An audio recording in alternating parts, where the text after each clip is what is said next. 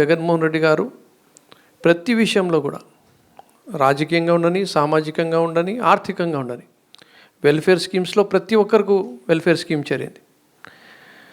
ఎమ్మెల్యేలు 4 ఉన్నారు, ఎమ్మెల్సీలు ఉన్నారు, డిప్యూటీ సీఎం ఉన్నారు, మండలి వైస్ చైర్పర్సన్ ఉండినారు, ఎంతోమందికి నామినేటెడ్ పదవులు ఇచ్చినారు.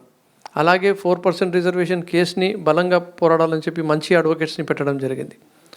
ఎన్ఆర్సీలో తప్పుదావ పట్టించి ఓటు వేసిన తర్వాత లేదన్నా దీనివల్ల మైనార్టీస్కి ఇబ్బంది అవుతుంది అని చెప్తే దాన్ని సరిదిద్దే విధంగా ఎంతో డేరింగ్గా ఇండియాలోనే ఏ ముఖ్యమంత్రి చేయని విధంగా ఆ రోజు అసెంబ్లీలో ఎన్ఆర్సీ పైన రెజల్యూషన్ పాస్ చేసిన ఘనత జగన్మోహన్ రెడ్డి గారిది.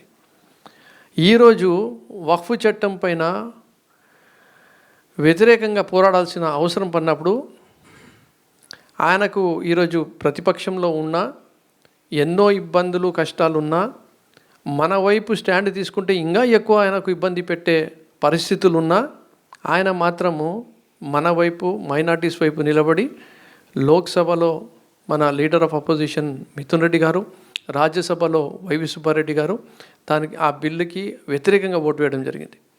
అలాగే సుప్రీంకోర్టులో వైఎస్ఆర్ కాంగ్రెస్ పార్టీ నా ద్వారా కేసు వేయడం జరిగింది. ఈరోజు గల్లీ లెవెల్ నుంచి ఢిల్లీ వరకు వక్ఫ్ చట్టం పైన వ్యతిరేకంగా పోరాడుతున్న ఏకైక పార్టీ బలంగా ఈరోజు ఆంధ్రప్రదేశ్ రాష్ట్రంలో వైఎస్ఆర్ కాంగ్రెస్ పార్టీ. దానికి మనమందరం జగన్మోహన్ రెడ్డి గారికి ఎప్పటికీ రుణపడి ఉండాల్సిన అవసరం ఉంది. సో మోస్ట్ ఇంపార్టెంట్ డిపార్ట్మెంట్ మన మైనార్టీ డిపార్ట్మెంట్. అందరూ సీనియర్ లీడర్సే చాలా గట్టిగా బలంగా పనిచేస్తున్నారు.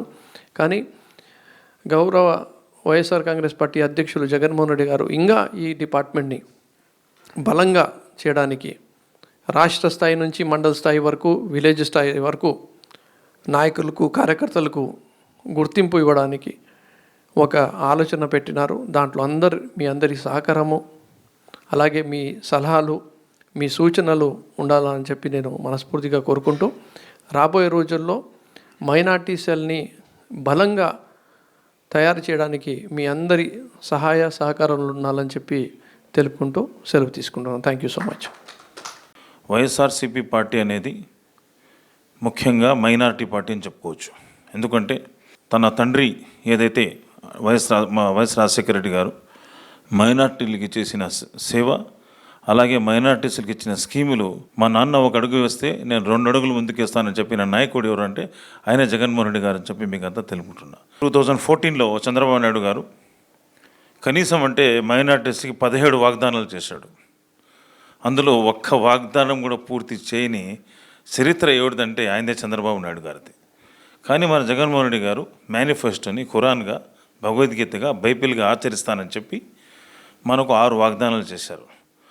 6 వాగ్దానాలు కాక అంటే 6 వాగ్దానాలు అల్హమ్దులిల్లా ఒక 1.5-2 ఇయర్స్ మొత్తం కంప్లీట్గా పూర్తి చేశారు.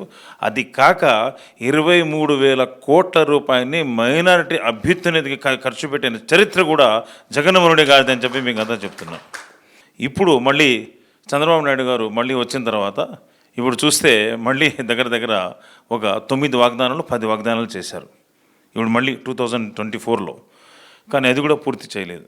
ఎందుకంటే చంద్రబాబు నాయుడు గారి మనసులో మైనార్టీస్ అంటే ద్వితీయ శ్రేణి పౌరులుగా గుర్తించిన నాయకుడు ఎవరంటే ఆయన చంద్రబాబు నాయుడు అని చెప్పి మీకు అంతా చెప్తున్నారు. ఆయన ఒకసారి ఇఫ్తార్ పార్టీ ఇచ్చి ఫస్ట్ చంద్రబాబు నాయుడు గారు ఏమన్నారంటే నేను వక్ఫ్ బిల్లుకి వ్యతిరేకంగా ఓటేస్తానని ప్రామిస్ చేశారు ఆల్ మత పెద్దల ముందు, కానీ విజయవాడలో. కానీ ఉన్నట్టుండి మొత్తము చూస్తే మన లోక్సభలో కానీ రాజ్యసభలో కానీ మీరు బిల్లుకి సపోర్ట్ చేశారా లేదా? మనం ముస్లిమ్స్ యొక్క మనోభావాలతో ఆడుకున్న పార్టీ ఏదనంటే తెలుగుదేశం పార్టీ, జనసేన పార్టీ అని చెప్పి మీకు అంతా తెలుపుకుంటుంది.